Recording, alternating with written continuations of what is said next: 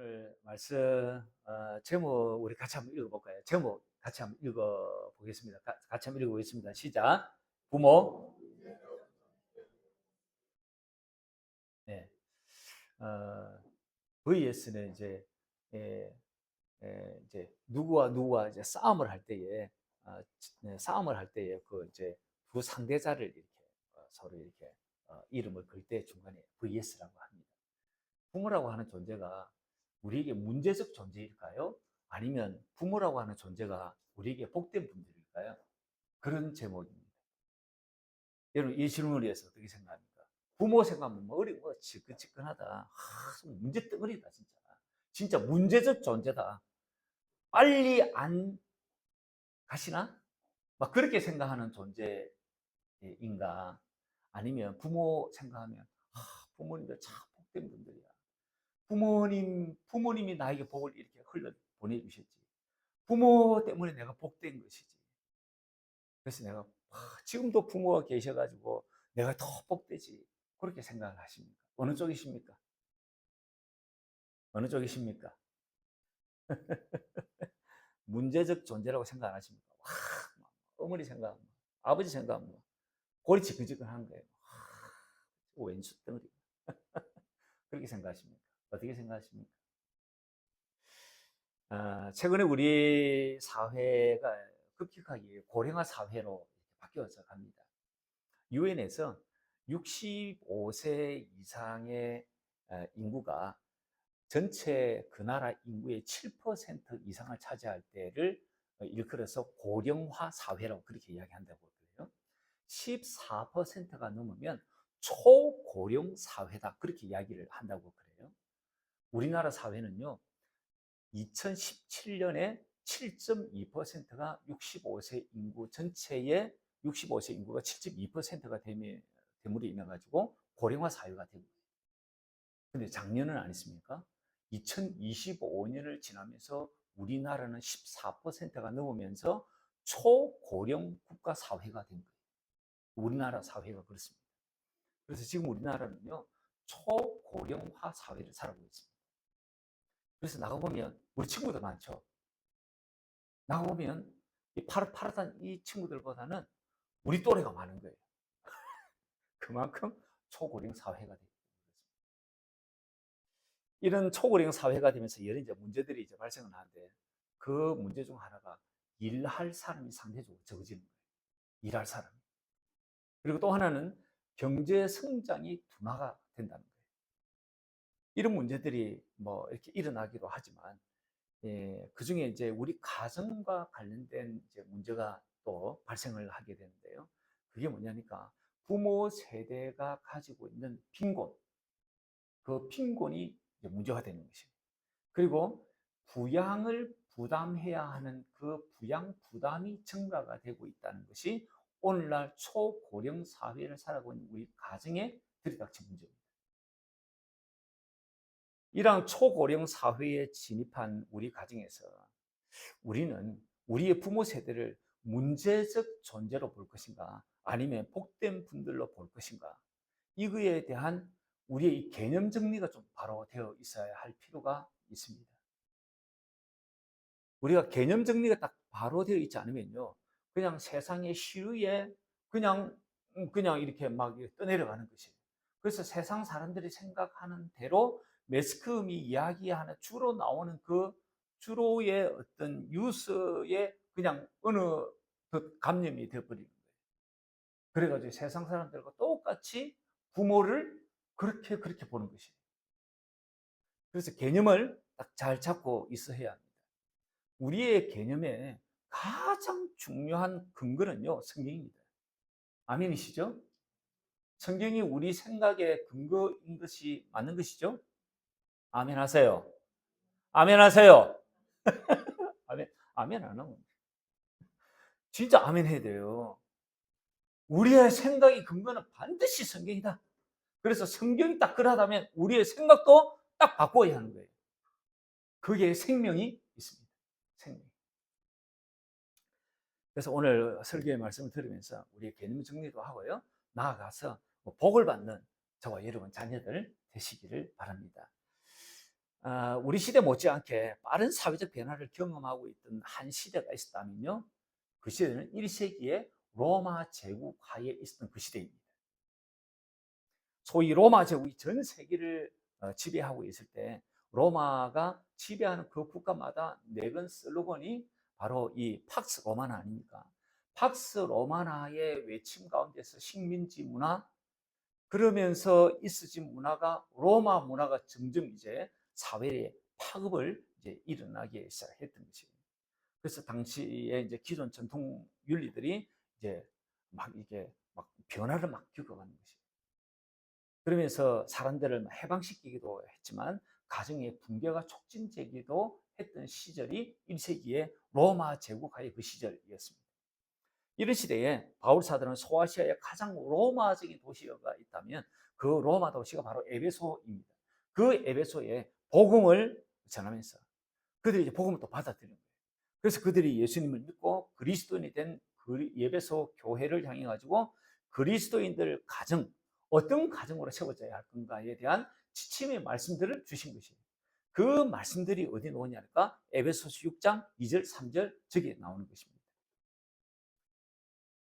그래서 그 에베소 가장 이제 로마화되어져 가는 이 에베소 도시에 세워진 이 에베소 교회, 이 교회가 세상에 물들지 아니하고 성경적인 가정으로 세워지기를 원해서 주신 메시지가 바로 에베소 6장 2절 3절 저 메시지입니다. 저 메시지 우리 같이 한번 읽어보겠습니다. 시작. 내 아버지와 어머니를 공경하라. 이것은 약속이 있는 첫 계명이니 이로써 너가 잘되고 땅에서 장수하리라. 이 말씀에서 우리가 단박에 아는 것이 몇 가지가 있지 않습니까? 하나는 뭡니까? 이 말씀이 하나님의 명령으로 주어진 말씀이구나. 하나님의 명령이구나. 이거 뭐 논쟁거리가 되지 않는 거예요. 하나님께서 명령하신 거니까 우리는 그냥 수용할 수밖에 없는 게 바로 이 말씀이에요. 부모 공경 주님이 명령하신 것이에요. 그리고 또 하나는요, 이것은 약속 있는 첫 계명이다라고 하는 것이에요. 이것이 이 말씀을 통해서 우리가 단박에 알게 되는 진리의 말씀입니다. 근데 이 말씀을 우리가 좀 더 이제 헤집어 가기 전에 먼저 우리가 좀 봐야 할 것이 있습니다. 부모 공경의 이 계명이 누구에게 주어졌느냐라고 하는 거예요. 그러니까 이 말씀의 대상이 누구냐라고 하는 거예요. 우리는 보통 어린아이들이나 10대, 20대 이것을 이제 주 대상으로 주어진 말씀이라고 생각하는 경향이 짙습니다. 그래서 효윤리를 강요하는 기성세대 전유물로 여기는 경향이 아주 많은 것이에요. 그래서 우리가 어린아이에게 효윤리를 강조하지 다른 사람에게 뭐 기성세대에게 효윤리를 강조하는 듯한 느낌이 들지 않는 것이에요. 그런데 놀라운 사실은 부모 공경의 이 계명은요 10대, 20대에게 준 계명이 아니다라고 하는 거예요. 나훈이에게 준 계명이 아니다라고 하는 거예요. 혜민이에게 세민에게 준 계명이 아니다라고 하는 거예요. 출애굽기 20장 17절에 이렇게 보시면요. 십계명 마지막을 어떻게 이제 정리를 했느냐니까 출애굽기 20장 이제 십계명을 쭉 나열한 본문의 말씀이거든요. 그래서 20장 1절부터 해가지고 1계명, 2계명이 쭉 이렇게 나오는 거예요. 그리고 마지막 17절에 가지고 마지막 10계명 10번째 계명이 딱 나오는 거예요. 그 계명에 뭐라고 적혀 있냐니까 저렇게 적혀 있습니다. 한번 보시죠. 출애굽기 20장 17절입니다. 같이 한번 읽겠습니다. 시작. 내 이웃의 집을 탐내지 말라. 내 이웃의 아내 남종이나 여종이나 소나 그의 낙이나 무릇 내 이웃의 소유를 탐내지 말라. 이 내용을 보면요. 10계명을 줄 때의 1차적인 대상이 10대가 아닌 것 같지 않습니까? 저 말씀 한번 자세히 한번 보시죠. 저게 10대에게 준 말씀입니까? 저게 다운에게, 혜민에게 준 말씀일까요? 만약에 혜민에게 줬다면 내 이웃의 여친을 탐내지 말라. 이렇게 이야기해야 될 거 아니에요. 혜민이가 짝사랑하고 있는 그죠? 옆에 있는 시영이가 탐내지 말라. 뭐 이렇게 이야기해야 될 거 아니에요. 그죠? 이렇게 해야 되는 거예요. 그리고 뭐, 내 이웃의 집, 내 이웃의 아내, 내 이웃의 나귀, 내 이웃의 소, 내 이웃의 소유, 뭐 이렇게 말을 한다면 최소한 내 집이나 아내나 낙이나 아니면 종이나 소유가 있어야 하는 나이대가 되어야 하는 거 아닌가요?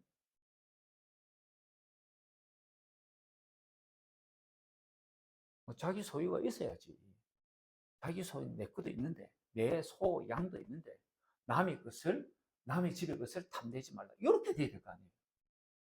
그래서 10계명의 1차적 계명은요, 이런 소유를 가지고 있는 세대예요. 이런 소유를 다운이가 가지고 있을까요? 세민이가 가지고 있을까요? 10대, 20대에게 주어진 계명이 1차적으로 아니다라고 합니다. 이 계명에 주어진 1차적 대상은요, 30대, 40대, 50대의 장년 자녀들일 가능성이 많습니다.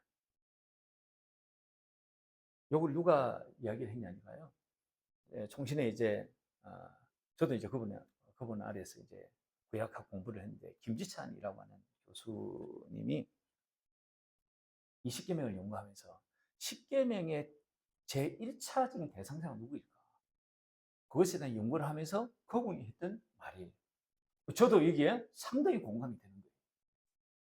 결국 십계명은요, 30대, 40대, 50대, 다시 말하면 가정의 실세인 장년 자녀들이 나이가 들어 연약해진 노인 부모들을 공경하라고 하는 의미로 1차적으로 주어진 계명인 것이에요. 물론 2차적으로 10대, 20대들에게 주어진 말씀이기도 한 것입니다. 여러분, 왜 30대, 40대, 50대에 1차적으로 이 계명을 줬을까요? 30대, 40대, 50대의 장년 자녀들은요, 경제적으로, 사회적으로 삶의 무게가 굉장히 더해질 그런 때예요. 이런 때에 오늘날과 제 경제가 막 힘든 것이에요. 그럴 때 가족적인 누군가가 희생할 필요가 있을 때 누가 가치가 있는가, 누가 효용성이 있는가라고 하는 질문을 던지게 될 겁니다. 그러면 나이가 어린 자녀들은 미래의 중요한 자산이기 때문에 어린 자녀들을 희생시키기가 어려울 거예요. 그러면 가정경제가 힘들 때 어느 세대를 희생시켜야 될까요? 그것은 경제적인 효용 가치가 없어진 나이 든 부모들을 희생시킬 가능성이 커지는 거예요. 그러면 자연스럽게 부모 세대에 대한 존경심, 사랑이 뚝뚝뚝 떨어지게 됩니다. 학대를 할 가능성이 커지는 것입니다. 이것을 잘 아시는 하나님이시죠. 그래서 희생을 강요당할 가능성이 큰 부모 세대를 가정의 실세인 30대, 40대, 50대 자녀들이 공경하라고 주신 계명이 이 계명인 것입니다. 오늘날 노인들의 학대가 많아요. 노인들이 학대를 많이 당하거든요. 노인 부모들이 학대를 많이 당해요. 그 학대 현황 보고서를 보면요, 이 사실은요 더 분명해요. 2000년대부터 해가지고 이 노인 학대에 대한 보고서가 나오기 시작을 쭉 하다가 계속해서 이제 쭉 이렇게 부동의 1위가 누구냐 하니까 노인 부모를 학대하는 사람이 누구냐 하니까 1위가 계속해서 부동의 1위가 누구냐 하니까 자녀였습니다. 자녀. 그 중에 아들놈. 제 같은 아들놈. 아들놈이 자기 노인 부모를 가장 학대를 많이 하는 1순위. 계속해서 1위였다. 그래서 아들을 키워도 소용이 없죠. 아들 키워도, 와, 어떻게, 저 아들 요 아들 이거 참, 이 아들 뭐 수르는데, 이거 참. 이 아들 놈들이 그렇대요. 와, 진짜. 저도 이 통계를 보고 깜짝 놀란 거예요. 부동의 1위가 2020년까지 말이죠. 근데 이제 2021년 이제 되면서 이제 이게 이제 순위가 좀 바뀌었어요. 아들이 부동의 1위였는데 이게 이제 바뀌었어요. 누구로 바뀌었냐니까 배우자로 바뀌었어요. 배우자가 노인 배우자를 그렇게 학대하는 그 퍼센테이지가 높아지기를 시작했다고 합니다. 그럼에도 불구하고 과거에 가장 높은 비중을 차지했던 자녀에 의한 학대는요, 최근 감소를 하고 있지만 여전히 주요 가해자가 자녀입니다. 자녀. 생애 집사. 당신 아니시죠? 고개를 쩔쩔는데. 그래. 그래, 아들이, 지금도 아들은 2위, 26.4%. 4위가 누굴까요? 딸내미들. 오, 딸. 7.3%. 1위가 누구냐니까? 배우자예요. 노인 배우자. 이 38%. 배우자가 아들에게서 배우자로 넘어간 이유가 있습니다. 자녀들로부터 소외된 노인 부부 가구가 늘어난 거예요. 그래서 전에는 같이 살다가 이제는 이분들이 이제 노인 부부가 따로 이렇게 살게 되는 노인 부부 가구가 막 증가가 됩니다. 그러다 보니까 부부 간에 노인 부부 간에 서로가 돌봐야 되는 거예요. 돌봄에 대한 부담이 증가가 되고 또 빈곤한 이 노인 부모 세대가 속출하기 시작한 거예요. 그것 때문에 이렇게 배우자 노인 부부의 학대가 많아진 것입니다. 노인 부모를 학대하는 자녀의 연령대가 어떻게 될까요? 이걸 퍼센테이지로 또 이렇게 뽑아봤습니다. 뽑으니까요, 40대, 50대 아들내미. 저요, 좀 전에 제가 60대 됐거든요. 그래, 얼마나 천만다행인지 몰라요. 제가 이 설교 준비하면서, 큰일 날 뻔했다. 작년에 이 설교를 하면서 못잘 뻔했는데, 제가 그런 생각이 들었습니다. 그러니까 10대, 20대가 아니에요. 10대, 20대. 가정의 실체인 청장년 성도 여러분, 60대, 70대, 80대 부모님을 잘 공경하실 수 있기를 주의 이름으로 축원합니다. 축원합니다. 눈을 보시와요. 눈을 피하지 말고. 아이고, 오늘 이 자리에 30대, 40대 얼마나 힘들겠노. 예, 그래요. 근데 제가 보는 우리 30대, 40대, 물론 이제 우리 서린이사는 50대지만, 제가 보는 우리 성도님들 가정은요, 제가 이제 그냥 대화 나누는 가운데 제가 이제 슬쩍슬쩍 이제 그 분위기를 이제 보게 되잖아요. 근데 진짜 잘하는 거예요. 잘하고 있는 거예요. 그래서 야, 저 집에 저희가 들어가가지고 진짜 팍팍한 저 집에 윤활유를 팍팍 칠해주는구나. 저희가 저 집에 안 들어갔으면 다른 며느리가 들어가서 어째 뻔했노. 제가 그런 생각이 드는 거예요.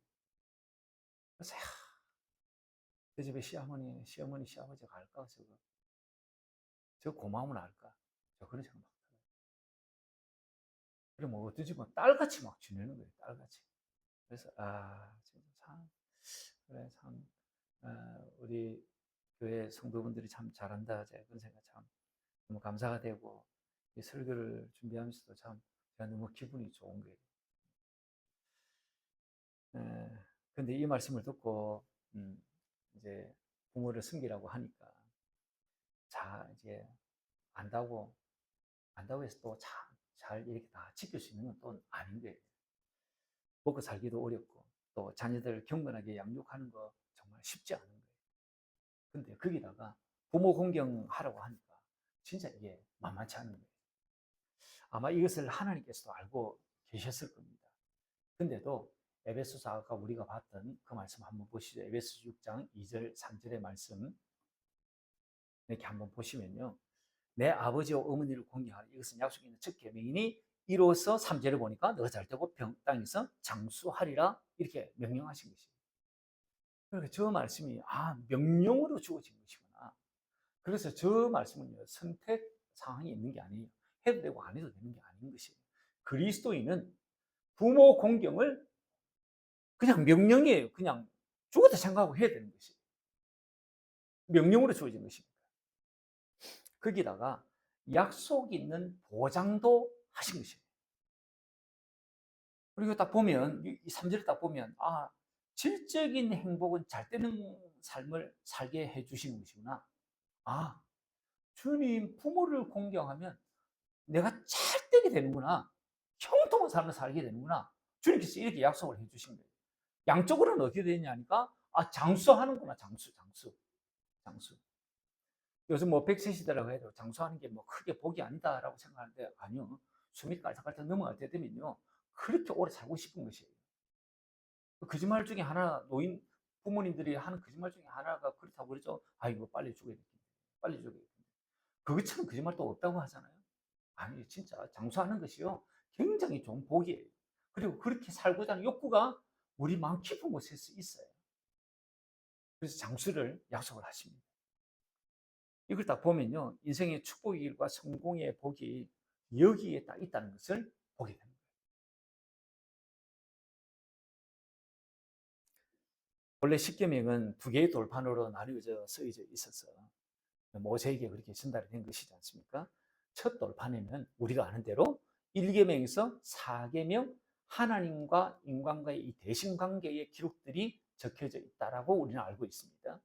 그리고 두 번째 돌판에는 5계명부터 해가지고 10계명까지 인간과 인간과의 관계, 이 대인관계에서 지켜져야 할 계명들이 기록되어 있다라고 우리는 알고 있습니다. 그러다 보니까 두 번째 돌판에 5계명에서 10계명까지 적혀 있는데, 두 번째 돌판에 서려져 있는 이 6계명 중에 첫 계명이 부모 공경인 것이에요. 그런 의미가 있는 것입니다.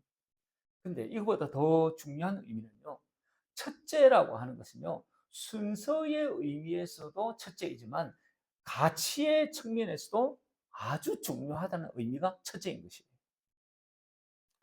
그러기에 약속의 보장도 주어진 것입니다. 잘 되고 장수하는 복입니다. 이 땅에서 잘 되고 형통하고 싶다면, 그렇다면 저와 여러분은 부모의 공경을 잘 하셔야 합니다. 그게 답이 있습니다. 내 인생이 왜 이렇게 찌질하고, 내 인생이 왜 이렇게 잘 안 풀릴까? 참, 부모 공경에 함정이 그게 있기 때문에, 그게 구멍이기 때문에 그런 것은 아닐까요? 그러면 이제 부모님을 어떻게 공경해야 할까? 그것이 오늘 잠언 이 본문에서 잘 나타나고 있습니다. 본문 한번 보시죠. 우리 본문에 오늘 22절부터 우리가 잠언 23장 22절부터 우리가 보지 않습니까? 여기에 보니까 22절에는 뭐라고 이야기하고 있냐니까, 아버지의 말을 청종하는 것이라고 성경이 먼저 말씀하고 있습니다. 너를 낳은 아비에게 청종하고, 이렇게 되는 거예요. 청종이라고 하는 것은 듣고 순종하는 것 아닙니까? 그야말로 듣고 순종하는 것이죠. 그러니까 아버지 공경은 아버지의 말씀을 듣는 데서부터 시작하는 것입니다. 잠언 1장 8절에서도 뭐라고 이야기하고 있냐니까, 내 아들아, 내 아비의 훈계를 들으며 내 어미의 법을 떠나지 말라. 아버지의 말씀을 귀 기울여 들으라고 이야기하는 거예요. 그게 효도의 시작입니다. 아버지와 자식된 우리는 살아온 시대가 좀 다릅니다. 그래서 우리가 이렇게 제너레이션 갭을 느끼잖아요. 세대 차이를 느낍니다. 세대 차이. 하나님께서 이걸 모르시고 이런 말씀하셨을까요? 아니지 않겠습니까? 세대를 초월하는 게 진리의 말씀, 성경 아닙니까? 이 말씀을 하신 이유는요, 세대를 넘어가지고 사람이 살아가는 방식은 그렇게 다르지 않는 거예요. 그래서 먼저 살아오셨던 아버지, 먼저 살아오셨던 아버지의 말씀을 그래서 청종하라고 하는 것입니다. 아버지하고 친하십니까? 아버지. 저도 이렇게 아버지하고 별로 안 친했어요. 막 음악이만 하고 막 그래가지고, 이놈의 새끼 이래가지고 막 회초리만 드셔가지고 아버지가 별로 안 친한 거예요. 근데 이제는 30대, 40대쯤 되면 이제 아버지를 이해하려고 하면 충분히 이해할 나이가 됐어요. 그래서 그 아버지와 한번 1대1로 데이트도 한번 해보시고, 그 아버지와 여행도 1대1로 한번 해보시고, 그러면서 아버지와 대화를 한번 해보시면 어떨까요? 그래서 아버지의 말씀을 청종하면 어떨까요? 아마 아버지도 굉장히 아마 좀 머쓱한 시간일 거예요. 야, 아들내미하고 이 여행을 간다? 아들내미하고 나들이를 간다? 이거 굉장히 어색할 거예요. 아버지 입장에서 굉장히 어색해요. 제가 우리 지민이하고 1대1로 데이트를 한번 해봤거든요. 와, 어색해요. 그래서 1대1로 여행을 이제 하러 갔어요. 하러 갔는데, 이제 지민아, 오늘은 니하고 여행을 한번 가자. 그래서 1대1로 여행을 가는 거예요. 1대1로 여행을 하루 코스를 해가지고 아침부터 일찍부터 해가지고 밤 늦게까지 하루 코스를 이제 갔는데 제가 맨 처음 고민이 되는 거예요. 내가 말하고 지금 이것을 제안해가지고 지금 내가 이 고생을 사서 하지. 내가 이런 무슨 대화를 나누지? 하루 종일. 그런 걱정이 드는 거예요. 그래서 차를 탔습니다. 차를 타고 가는데 뭘 이야기하지? 배경음악을 좀 깔아야 되겠구나. 그래 배경음악을 깔았어요. 그래서 이제 물었어요. 미나, 네가 좋아하는 음악 무슨 음악이냐? 그래서 네가 좋아하는 음악 하나 듣고 아빠가 좋아하는 음악 하나 듣고 그래서 네 하나 내고 하나 이렇게 해서 들으면서 우리 차 타고 가는 게 어때? 그래서 서로 합의가 본 거예요. 그러니까 지는 아이들 노래 안 추천 안 하겠습니까? 아이들 노래 들으니까 괴로운 거예요. 괴로운 거예요, 진짜. 소화를 못 해내겠는 거예요. 그래도 제 아들 곡을 듣고 또 제가 또 이제 제가 이제 또 저는 20대로 제가 이제 돌아가가지고 제가 20대에 많이 들었던 곡이 우리 때는 이게 팝송이었어요. 팝송. 그래서 팝송을 제가 좋아를 했습니다. 그러면서 제가 팝송도 이렇게 이게 아주 이제 감성적인 제가 팝송도 좋아했지만 이 헤비메탈 음악 이런 것도 제가 좋아했습니다. 그래서 제가 헤비메탈 음악을 제가 이렇게 퀸이나 알리오 스피드웨이 원이나 뭐 이런 곡을 이렇게 제가 이렇게 찾아가 들려줬어요. 그러니까 얘가 놀리는 거예요. 아니 아빠가 참 이게 점잖게 보이는데 아빠가 헤비메탈 음악을 들었구나. 그래가지고 막 헤비메탈 음악 막 이러잖아요, 그죠? 그놈 막 이거 들려주고 막 그랬는데 그래도 제가 좋아하는 이렇게 막그 클래식 음악도 들려주고 그러면서 쭉 가면서 제가 살아왔던 이야기를 좀 해줘야 됩니다. 내 인생의 역사를 이야기를 좀 해줘야 됩니다. 그래서 제 인생의 스토리를 쭉 풀어줬습니다. 이 나이 때 아빠가 어떻게 했는지, 어떤 삶을 살았는지, 그거 쭉 이야기하고, 제가 태어난 고향 가보고, 제가 자라왔던 그것도 가보고, 그러면서 이놈하고 저하고 홀딱 붙고, 그래가지고 모기탕도 가고, 이놈이 많이 컸더라고요. 이놈이 많이 컸더라고요. 이놈이 많이 컸어요. 그래가지고 이놈하고 서로 등도 밀어주고, 그리고 제가 갈 수 있는 최고로 좋은 식당을 데리고 왔습니다. 이제 이제 좀 이렇게 서빙 해주는 분이 있는 그런 아주 좋은 갈비집을 데리고 왔습니다. 방석 있는 그런 집을 데려가지고 최고로 제가 좋은 식사를 했습니다. 그리고 오성국 호텔의 로비에 가가지고 커피도 한잔 했습니다. 그거 가지고 정치인들도 막 보고 저분이 누군지 알니 국회의장 하십니다. 그러면서 오 그래 이러면서 그러면서 이제 아이의 이제 눈도 좀 높여주고 그러면서 삶도 나누고 그렇게 했던 그 하루의 데이트가 이 아이가 저를 이해하는데 또 제가 이 아이를 이해하는데 좋은 시간을 보내지 않았을까 그런 생각을 합니다. 아버지하고 한번 데이트 한번 해보시죠. 아버지의 말을 한번 청종해 보시죠. 두 번째는 어머니를 경히 여기지 말라고 이야기해요. 내 늙은 어미를 경히 여기지 말지니라. 우습게 여기지 말라는 거예요. 어미에 대해서 성경이 이야기하는 건요. 우습게 여기지 말라는 거예요. 경히 여기지 말라는 거예요. 이거 아들, 딸들 잘 기억해야 합니다. 왜냐하니까 저도 아들 될 때가 있었던 거예요. 아들 때 보니까 어머니에 대해서는 경히 여기는 경향이 자식들이 있구나. 성경이 기가 막히게 아는 것이에요. 그래서 30대, 40대, 50대 여러분 어머니 경히 여기지 않기를 바랍니다. 요거 실수를 굉장히 많이 할 수 있는 대목이기 때문에 성경이 딱 집어서 이야기를 한 것이라고 저는 믿습니다. 그 어미의 말을 잘 듣지 않는 경향이 아들, 딸내미에게 있는 것이에요. 시어머니가 김치를 담아가지고 아들 집에 갔습니다. 아파트 문을 열어 딱 들어가려고 하는데 문에 입이 열려 있는 거예요. 그래서 딱 들어가려고 한 발 딱 뛰는데 이 며느리하고 딸하고 며느리하고 이 아들하고 소파에 누워가지고 이야기하는 소리가 들리는 거예요. 자기는 세상에서 누가 제일 좋아? 그러니까 남편이나 아들이 놈이 그러는 거예요. 물론 당신이지. 그러는 거예요. 다음은 그러니까 우리 아이들. 세 번째는 장인 장모님. 네 번째는 우리 짱구 그러는 거예요. 다섯 번째는 그러니까 이거 아주 이제 한참 이제 머뭇거리더니 우리 엄마 그렇게 이야기를 하더라고요. 그 말을 문입구에서 들은 어머니가 김치를 전기실에 그냥 딱 놔두고 그냥 이렇게 나온 거예요. 그리고 메모를 남겼습니다. 1번 잘 드시라. 5번은 간다. 어머니가 5번이잖아요. 그죠? 5번은 간다. 그렇게 이야기합니다. 어머니 경이 여기기 쉽거든요. 어머니 경이 여기지 않기를 바랍니다. 어머니의 말을 가볍게 여기고 듣지 않는 것과 연결되어 있습니다. 5번으로 놓지 않기를 바랍니다. 세 번째는요, 내 부모를 즐겁게 하고 너를 낳은 어미를 기쁘게 하라. 그게 25절에 있는 내용입니다. 내 부모를 즐겁게 하고 너를 낳은 어미를 기쁘게 하라. 이게 그 다음으로 주어진 말씀입니다.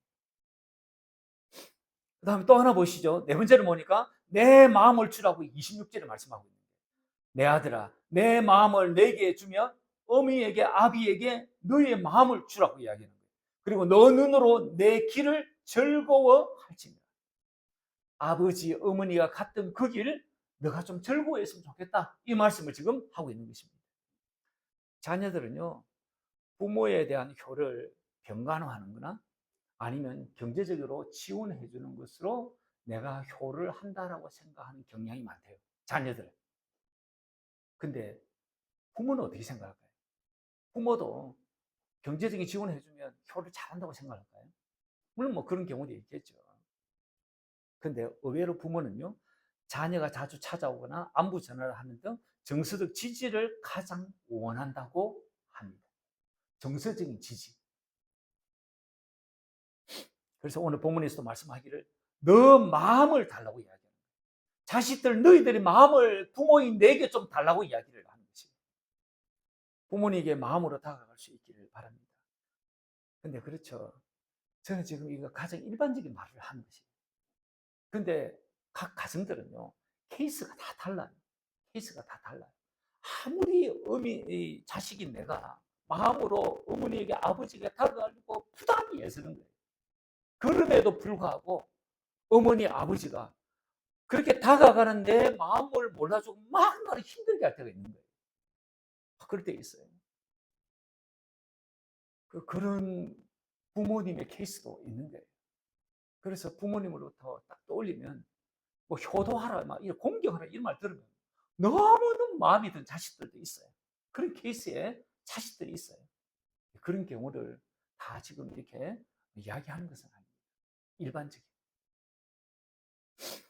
근데 이제 부모님이 마음을 이렇게 내 마음대로 쓰는데 부모가 이 마음으로 하는 것을 탱탱이 튕기는 경우가 있어요. 이렇게 걷어차는 경우가 있어요. 그래서 막 다가간 내 마음이 막 더 멍이 드는 거예요. 그런 부모도 있는 거예요. 그럴 때는 우리 어머니가 옛날에 그런 말씀하셨습니다. 네 아버지 어머니가 죽을 때가 다 돼가지고 정을 떼려고 그런가 보다. 정이 너무 깊어가지고 정이 너무 깊은 이 부모님이 돌아가시면 그 슬픔이 너무 크지 않습니까? 그래서 정 떼기 위해서 저러는 거다. 그렇게 이야기하신 적이 있으세요? 그래서 그렇게 여기면 어떨까요? 어머니 아버지가 나에게 지금 정 떼려고 지금 저렇게 하시는구나. 그렇게 여기면 어떨까요? 옛 선인들은 부모님의 마음 의사를 정확히 알기 위해서 3번은 여쭤봐야 한다고 그렇게 말씀했습니다. 예를 들어서 이런 것이죠. 외식을 하려고 부모님께 같이 가자고 하실 때 3번은 여쭤보라고 이야기합니다. 아버지, 어머니 외식하러 같이 가시죠. 그렇게 하면 부모님들이 보통 뭐라고 이야기하냐니까 아니야, 너희들끼리 가. 우리는 그냥 신난다. 이런 말씀을 하시는 거예요. 그때 그러지 마시고 아니 아버지 어머니 요즘 대게 큰 대나무 같은 대게 그거 먹으러 꼭 같이 가요. 요즘 대기철이라 2번 꼭 드시게 하고 싶어요. 애들도 아버지 어머니가 가시면 더 좋아하실 거예요. 이렇게 2번만 여쭤봐도 될 텐데 옛 어른들은 3번까지 여쭤보라고 이야기합니다. 그러지 말고 저희랑 같이 가세요. 저희는 부모님 모시기를 정말 원해요. 이렇게 해야 한다는 거예요. 우리의 선인들은. 그러면 부모님이 그러시죠. 아, 그럼 같이 한번 가볼까? 이렇게 그렇게 하시면서 따라 나서신다고 이야기를 하는 거예요. 근데 여러분, 옛날 선인들이 부모님 의사를 여쭐 때 최소한 3번은 여쭤보라고 하는 데는 이런 이유도 있으시다고 합니다. 부모님의 의사를 진짜로 알기 위해서 3번 여쭤보라고 하신 것이 아니라 내가 진짜 부모님을 모시고 외식하러 가고 싶은가? 내가 자식인 내가, 작년 자식인 내가 진짜 어머니, 아버지하고 같이 외식하러 가고 싶은가? 그것을 확인하기 위해서 3번이나 여쭤보라고 이야기를 했다는 거예요. 인사치레로 할 수도 있는 거예요. 빈말로 그냥 할 수 있는 거예요. 근데 진짜 내가 원하는가? 그걸 스스로 확인하라고 3번이나 여쭤보라고 했다고 합니다. 진짜 내가 원할 때 부모님은 그 마음을 아는 것이에요. 사랑하는 성도 여러분, 마음으로 부모님을 섬길 수 있기를 바랍니다. 그렇게 마음으로 부모님을 공경할 때 부모님의 지난 삶의 여정도 수용을 하고 인정을 해 드릴 수 있다고 얘기입니다. 성공한 자녀의 입장에서 보면 비천한 인생을 살아왔을 수도 부모님이 있을 겁니다. 직업도 번번치 않고요. 이론의 성과도 미미하고요. 먹 하나, 떡 하나 자랑할 게 없으실 수 있는 부모님. 그러나 그 부모님이 살아온 인생의 길을 수용하고 인정해 주십시오. 인생은 아무리 열심히 살아도 실패가 있고요. 아쉬움도 있고요. 후회도 있는 것입니다. 이 세상에 자녀 앞에서 완벽한 부모는 아무도 없습니다. 생각해 보면 우리 부모님 정말 어려운 때를 살아오셨을 겁니다.